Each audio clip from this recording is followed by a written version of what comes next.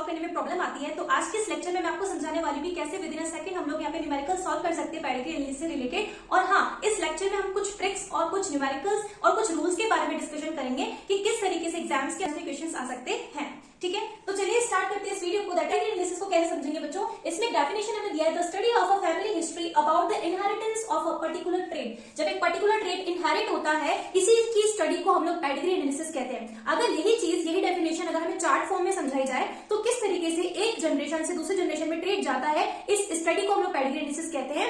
अब pedigree analysis को करना है या समझना है, न्यूमेरिकल अगर हमें करना है सॉल्व, तो उसके लिए कुछ सिंबल्स हमें समझने होंगे। दैट इज फैमिली ट्री, जिसे पेडिग्री एनालिसिस कहते हैं। To study provide a strong tools. अगर हमें इस चीज को समझना है तो कुछ टूल्स हमारे पास में जरूरी होते हैं इसको समझने के लिए। दैट इज सब symbols used in the pedigree. अब आप यहाँ इसका स्क्रीनशॉट ले लीजिए बच्चों, क्योंकि these symbols are very important. अब सबसे पहले हमारे पास में आता है मेल। मेल का साइन आपको दिख रहा है, then this sign is called as female, this sign is called as sex unspecified, this sign is called as affected individuals. जहां पर भी आपको शेड दिख रहा है वो अफेक्टेड इंडिविजुअल्स होंगे। यहाँ पे आपको मेल और फीमेल के बिटवीन यहाँ पे मैटिंग दिखाई दे रही है, बट यहाँ पे टू लाइंस है, दैट मींस मेटिंग हो तो रही है लेकिन बिटवीन द क्लोजेस्ट रिलेटिव्स के बिटवीन, जिसका हम कहते हैं कॉन्सिक्वेंसेस। फिर यहाँ पे बात आती है heterozygous for the autosomal recessive, जो मैं यहाँ पे दिख रही है हेटेरोजाइगस है।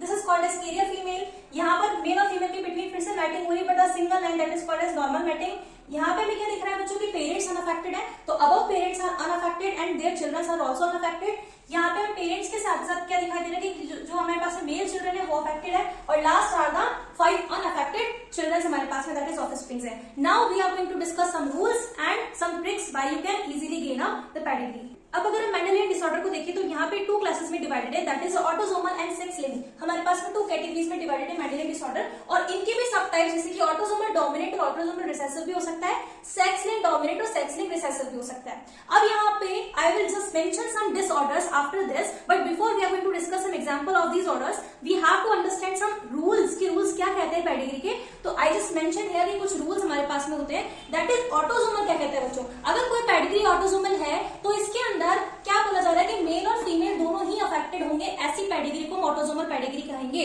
लेकिन अगर हम सेक्स लिंक्ड की बात करेंगे तो सेक्स लिंक्ड की जो पेडिग्री होती है उसके अंदर क्रिस क्रॉस इनहेरिटेंस चलता है। क्रिस क्रॉस इनहेरिटेंस का मतलब ये होता है कि हो सकता है कि मदर जो है वो अपनी डिजीज सन को दे दे और सन आगे जाकर के अपने ग्रैंड डॉटर को दे दे। हो सकता है कि फादर से डिसऑर्डर डॉटर में चला जाए और डॉटर से फिर आगे जाकर ग्रैंड सन में चला जाए। इस तरह की पेडिग्री को हम क्रिस क्रॉस इनहेरिटेंस कहते हैं। लेकिन जरूरी नहीं है कि हमेशा क्रिस क्रॉस इनहेरिटेंस को हम लोग सेक्स लिंक से डिनोट करेंगे।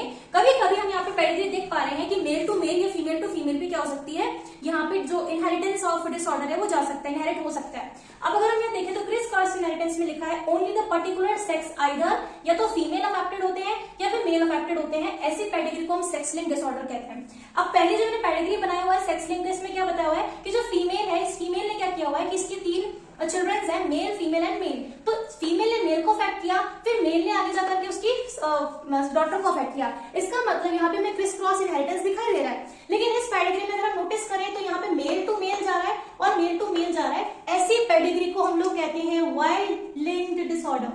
ये वाई लिंक्ड होता है बच्चों, ये सिर्फ मेल टू मेल ट्रांसफर होता है। ठीक है, तो ये बात तो हो गई ऑटोसोमल की और सेक्स लिंक की। अब बात आती है ये डोमिनेंट और रिसेसिव पेडिग्री को हम कैसे पहचानेंगे। अब डोमिनेंट पेडिग्री के हमारे पास में 2 जनरल रूल्स होते हैं। पहला रूल होता है कि अगर कोई भी पेडिग्री डोमिनेंट है तो उसमें पेरेंट्स जो होंगे, यानी कि ये जो पेरेंट्स जो होंगे, ये पेरेंट्स क्या होंगे, अफेक्टेड होंगे। पेरेंट्स जो होंगे वो क्या होंगे ना बच्चों पे अफेक्टेड होंगे। ठीक है, लेकिन अगर हम रिसेसिव को देखें तो रिसेसिव में पेरेंट्स आर अनअफेक्टेड। ऐसी पेडिग्री को हम कहेंगे कि वो पेडिग्री की फर्स्ट जनरेशन जो है वो रिसेसिव है, क्योंकि वहां पे कोई भी हमें यहाँ पे डिसऑर्डर दिखाई नहीं दे रहा। I will mention some example here जिससे आपको वो चीज क्लियर हो जाएगी, लेकिन पहले रूल्स को अच्छे से पढ़ लेते हैं। तो पहला रूल डोमिनेंट का कहता है कि both parents are affected and there is no skipping of generation. अगर आप इस पेडिग्री को देखें तो मैं यहाँ पे कुछ मेंशन करती हूँ, जैसे जनरेशन नंबर 1 हो गया, देन ये जनरेशन नंबर 2 हो गया, और ये हमारी जनरेशन नंबर 3 हो गया। क्या आपको यहाँ पे जनरेशन नंबर 1 में कोई स्किपिंग दिख रही है या सेकंड में कोई स्किपिंग दिख रही है, सिर्फ इन तीनों में, है ना? और क्या थर्ड वाले में हमें स्किपिंग दिख रही है? नहीं दिख रही है। इसका मतलब ये कि जो पेडिग्री है ये डोमिनेंट पेडिग्री है, क्योंकि अभी हमने बोला कि इसमें स्किपिंग ऑफ जनरेशन नहीं हमको दिखेगा। लेकिन अगर ऐसी कोई पेडिग्री देखने को मिलती है जिसमें पेरेंट्स आपके अनअफेक्टेड है लेकिन चिल्ड्रंस मान लो क्या है आपके अफेक्टेड है, सपोज मैंने मेल अफेक्टेड कर दिया, तो फर्स्ट जनरेशन में स्किपिंग होगी, लेकिन सेकंड जनरेशन में तो मुझे क्या दिख रहा है, डिसऑर्डर दिख रहा है। इसका मतलब कि मेरी पेडिग्री जो है वो कैसी हो गई है, वो रिसेसिव पेडिग्री है। साथ ही साथ में पेरेंट्स मेरे अनअफेक्टेड, इसी का मतलब क्या है कि रिसेसिव पेडिग्री मेरी कहलाएगी। तो ये कुछ जनरल रूल्स होते हैं। इसके बाद में बात करेंगे कुछ एग्जांपल्स की।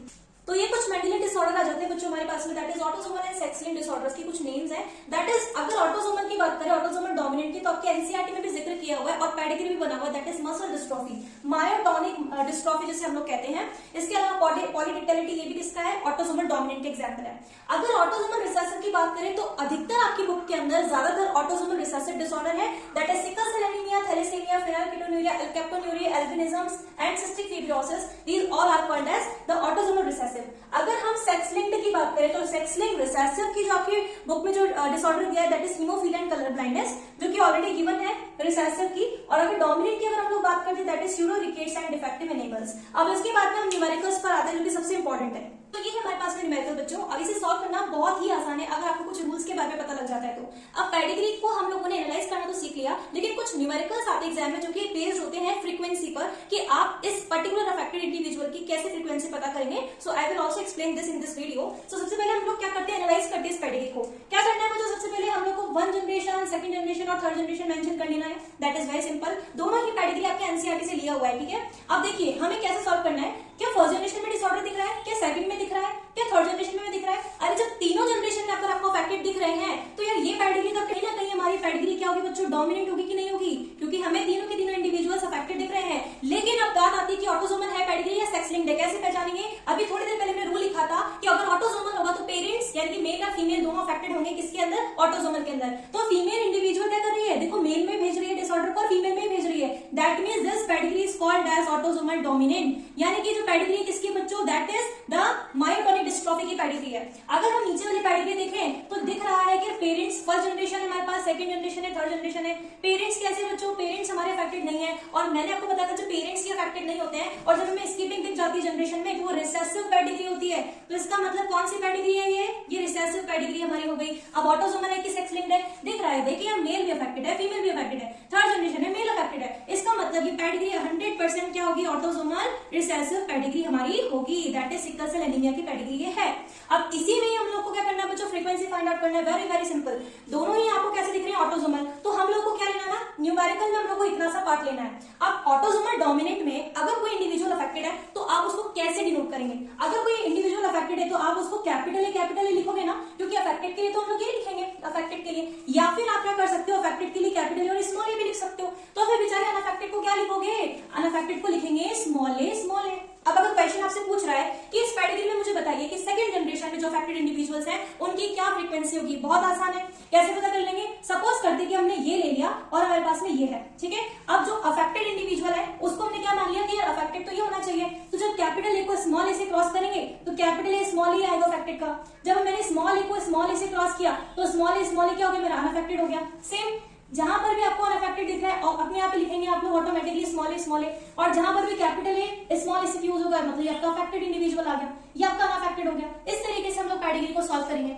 2nd पेडिग्री की बात करें, अगर ऑटोसोमल रिसेसिव है तो भाई अफेक्टेड कौन है, फीमेल है कि मेल है, पता नहीं चल रहा ना, क्योंकि यहाँ पे तो अफेक्टेड दिख ही नहीं रहा। तो अगर इस टाइप की पेडिग्री में अगर आपको पता लग जाता है कि ऑटोसोमल रिसेसिव पेडिग्री है तो बिल्कुल आराम से आपको सोचना है कि यार अनअफेक्टेड इसमें कौन होगा, अनअफेक्टेड इंडिविजुअल्स कौन होंगे, अनअफेक्टेड हमारे कौन होंगे, क्योंकि रिसेसिव में आपको क्या बताना है, अफेक्टेड तो स्मॉल ए होगा क्योंकि रिसेसिव पेडिग्री है। ऐसे डोमिनेंट केस में आप क्या बता रहे थे अफेक्टेड को, दैट इज कैपिटल ए फिर कैपिटल ए स्मॉल ए बता रहे थे। तो यहाँ पर आपको अनअफेक्टेड दिख रहा है, वहां पे आप चाहे तो कैपिटल ए या फिर कैपिटल ए स्मॉल ए भी लिख सकते हैं। ऐसे सेम मैं यहाँ पे भी मेंशन कर दूंगी, राइट। और अगर आपको यहाँ पे अफेक्टेड दिख रहे हैं तो स्मॉल ए और स्मॉल ए जब आपस में क्रॉस होगा तो क्या बनेगा, these all are called as, क्या बन जाएंगे, अफेक्टेड इंडिविजुअल्स बन जाएंगे। क्योंकि मैंने यहाँ पे दोनों ऑप्शन रखा था इसीलिए आपको कंफ्यूजन हो गया होगा। अगर मैं कैपिटल को ए को हटा देती हूँ तो दोनों की क्या पेडिग्री बन रही है, कैपिटल ए स्मॉल ए इसका, कैपिटल ए स्मॉल ए इसका। अब दोनों आपस में फ्यूज होकर के ये बनाएंगे, ठीक है। और जो हमारे पास में अनअफेक्टेड है उनका ये बन सकता है, ये बन सकता है, कैपिटल ए बन सकता है, किसी का कैपिटल ए बन सकता है। जो अफेक्टेड है उसका स्मॉल ए बन जाएगा। In the case of sex linked dominant, अगर हीमोफीलिया की अगर हम लोग बात करते हैं तो हीमोफीलिया के केस में कैपिटल ए स्मॉल ए नहीं लिखेंगे या स्मॉल ए नहीं लिखेंगे, उस केस में आपको क्रोमोसोम्स लेने पड़ेंगे बच्चों। अगर आपके पास में सेक्स लिंक्ड डोमिनेंट पेडिग्री है तो अफेक्टेड मेल को कैसे रिप्रेजेंट करोगे, ऐसे capital X capital A Y से रिप्रेजेंट करोगे। फीमेल अगर आपके अफेक्टेड है डोमिनेंट के केस में तो एक्स के ऊपर क्या रखना है अपने को, कैपिटल ए रखना है। अगर ये अनअफेक्टेड होंगे तो अनअफेक्टेड अफेक्टेड के लिए हमको ये रखना पड़ेगा, ठीक है।